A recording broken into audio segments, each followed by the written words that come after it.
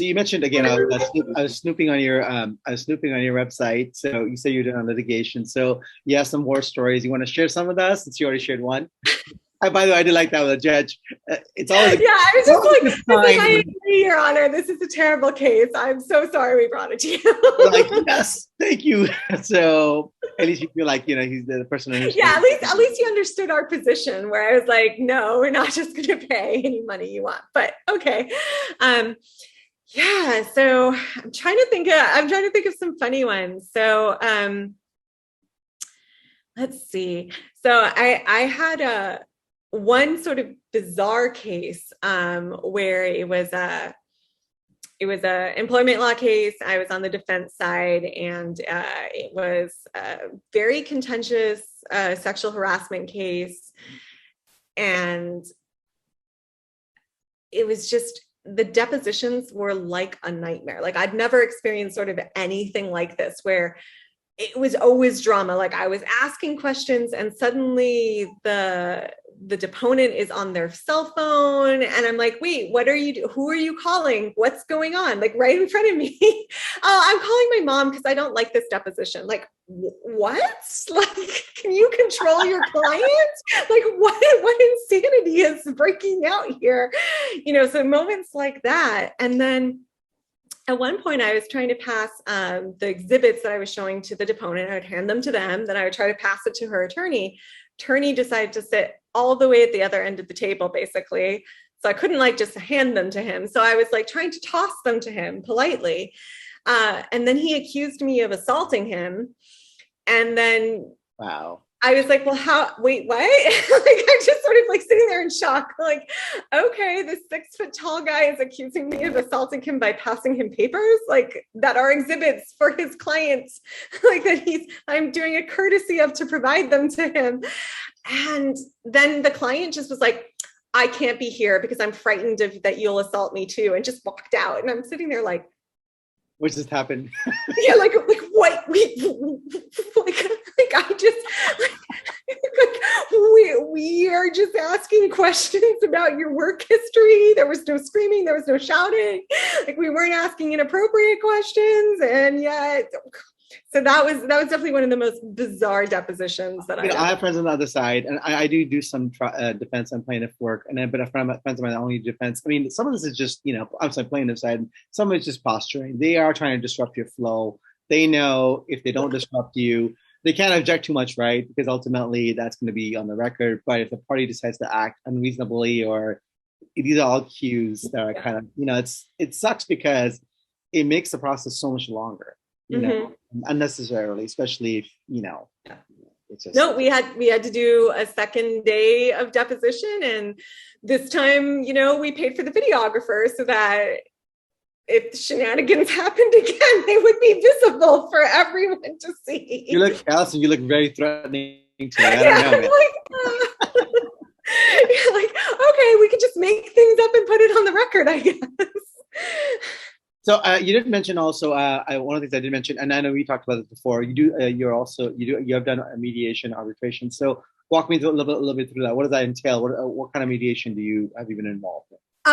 So I actually recently joined alternative resolution centers, and there I do mediation arbitration, focusing a lot on employment issues. So this time, if you need someone who actually knows what PAGA is, I do, and I am willing to mediate that. So make sure you actually have someone who knows what those are.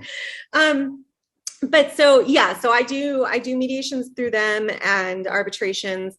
Once again, mostly employment, so wrongful term, discrimination, harassment, class actions, wage and hour, PAGA, and also regular sort of business disputes like breach of contract or, interference towards things like that. Business litigation. Yeah, so just litigation stuff. I was curious now. So what got you into that? Why did you pick? I'm curious. Like, why mediation? Why would you take that? I know it's extra training. It's not something that people pick up and do it. So yeah, no. I did that intensive month-long training, which was a lot while you're also working at the same time. So I initially got involved in it because I've gotten over time very good at valuing cases and sort of predicting where they are going to settle or what the settlement range was. And after a while of just being sort of fully on the nose, I was like, maybe this is something that would be valuable. But I think the fact that I have done both the plaintiff and the defense side of things is helpful, because I do believe that there are meritorious cases that employees do deserve justice. I definitely believe that. I don't believe every plaintiff deserves it. I think some of them, the law is not in their favor, or maybe they're getting pushed into the case.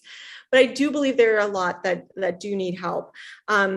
And on the defense side, I know there's a lot of employers that do believe that they are doing their best, and they are trying to do their best, and they're just not able to keep in compliance with the laws, or they're unaware of them sometimes. So I think I can bring both of those perspectives to it.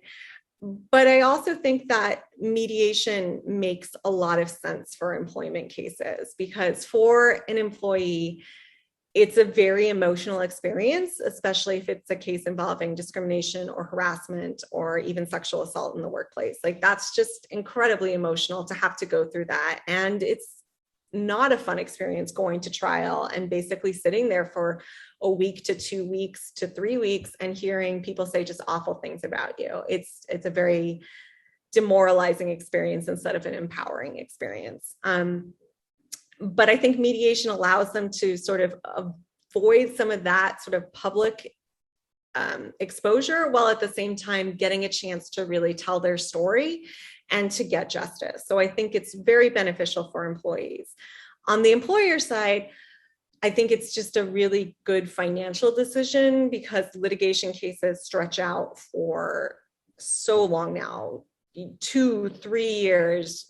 They get very expensive with all the discovery. And once again, if you lose, which is pretty much every wage and hour case, I rarely see a full defense win on a wage and hour case. And it's also just harder as an employer, I think, to get a full defense win on anything, because juries are just like, well, we'll give them something. They must have, we'll give the employee something.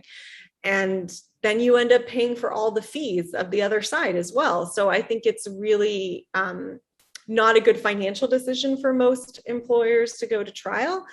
And you also kind of don't want to tie up your managers and your supervisors or the owners of your business for 2 years of litigation. That's a lot of time that they could be spent in working at the business, maybe like growing the business. Instead, they're stuck in court. So I think for both sides, it just makes sense. Doing their actual job.